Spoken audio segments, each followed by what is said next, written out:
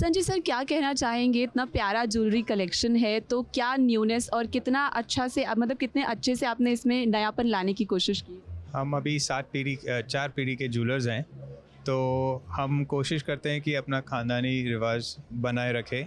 आजकल के नए समाज में लाइट वेट का बहुत महत्व होता है, तो लाइट वेट में हम चाहते हैं कि पुराने रिवाज और पुराना रजवाड़ापन रहे, तो इसीलिए हम ऐसी ज्वेलरी बनाते हैं जिसमें रजवाड़ा और रॉयल्टी रहे और मगर पहनने के लिए काफ़ी हल्का हो और कंफर्टेबल रहो। इतना प्यारा ज्वेलरी कलेक्शन है, इसे पहनकर कोई भी दुल्हन जो है वो बहुत ही खूबसूरत लगेगी, सुंदर लगेगी।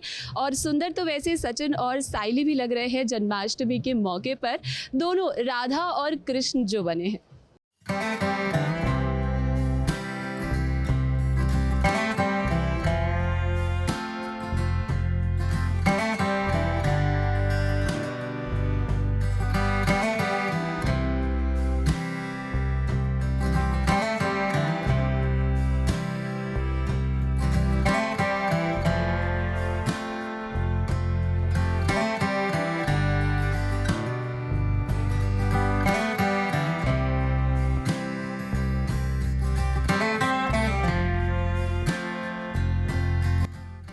कृष्ण है विस्तार यदि तो सार है राधा। कुछ इसी तरह सचिन के बिना साइली नहीं, तो वहीं साइली के बिना नहीं है सचिन। और आज इन दोनों ने एक दूसरे का साथ देकर इस बात को सिद्ध कर दिया है कि दोनों एक दूसरे के लिए ही बने हुए हैं।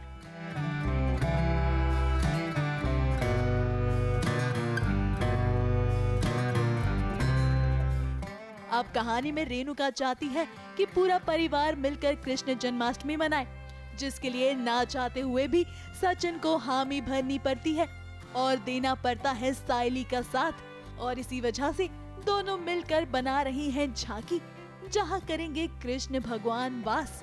और इन सब के बीच माँ बेटे के बीच लीजिए एक बार फिर हो गई तू मैं। हो भी क्यों ना, रेणुका ने एक ऐसी मन्नत जो मांग ली है जिसे सुनकर सचिन कंट्रोल नहीं कर पा रहा है खुद को, और इसी के चलते उसने अपनी माँ को लीजिए मार दिया ताना। वो आई आकाश को बोलती है कि जाके गरीबों में खाना बांट क्या, तो सचिन बोलता है कि खाना ही बंटवा रही है, मन्नत विन्नत क्या मांगी है तो किसी को पता ही नहीं रही है। तब जाके ये बोलती है कि गरीबों में खाना बांटेगा तो आकाश को अच्छी लड़की मिलेगी।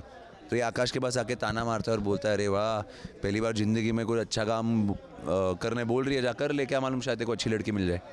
ऐसा एक सीन है जहां और साइली सचिन बैठ के डेकोरेशन कर रहे हैं। अब ताना मारने का सिलसिला चल ही रहा है, तो क्यों ना मौके पे चौका साइली भी मार दे। तो देखिए जरा कैसे उसने भी सचिन की चुटकी ली। तो आई कीप ऑन आस्किंग, मैं जवाब ही नहीं मिलता। और अभी रेणुका यही कर रही है ना कि बताऊंगी नहीं, मैं बताऊंगी नहीं। बोला, इसलिए मैंने उसको सुनाया कि पता चला कैसा फील होता है जब कोई इंपॉर्टेंट बातें बताता नहीं है और हम बस ऐसे वेट करते रहते हैं। वाह, कि सचिन और साइली सच सवर कर नहीं आए तो व्यूअर्स को मजा कैसे आएगा। बस फिर क्या, लीजिए दोनों ने धारण कर लिया है मनमोहक अवतार। और आज तो इन दोनों को देखकर लग रहा है कि वाकई में ये दोनों एक दूसरे के लिए ही बने हुए हैं। इतना ही नहीं, आज दोनों ने मिलकर पूरे घर वालों के साथ नंदलाला की पूजा भी की।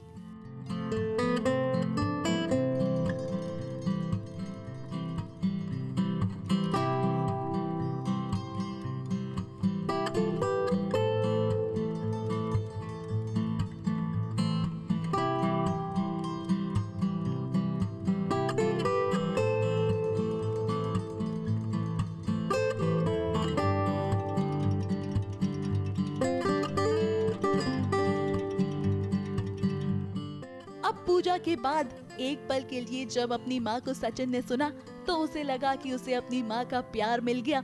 उसकी आंखें नम हो गई। वो अपनी बाहें फैलाकर अपनी माँ के पास बढ़ता है, मगर ये क्या, उसका सपना चूर चूर हो गया जब रेणुका ने सचिन के बजाय तेजस का नाम लिया। और फिर जो हुआ वो तो साइली भी नहीं देख पाई, लेकिन साइली जानती है कि कैसे सचिन के मूड को ठीक किया जाए। इसीलिए तो उसने कृष्ण लीला करने की बात कही। अब इसको लेकर भी नोकझोंक होगा, लेकिन कहते हैं ना, अंध भला तो सब भला। पूरे घर वालों ने मिलकर की कृष्ण लीला।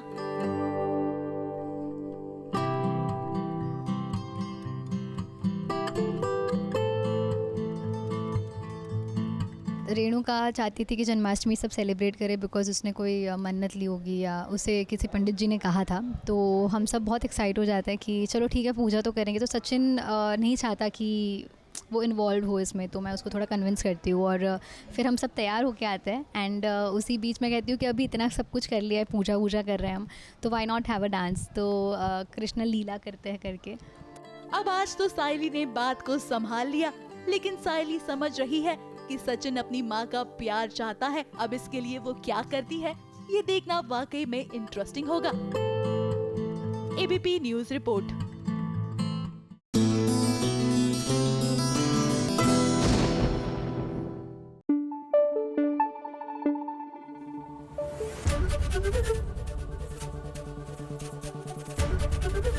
एबीपी न्यूज आपको रखे आगे।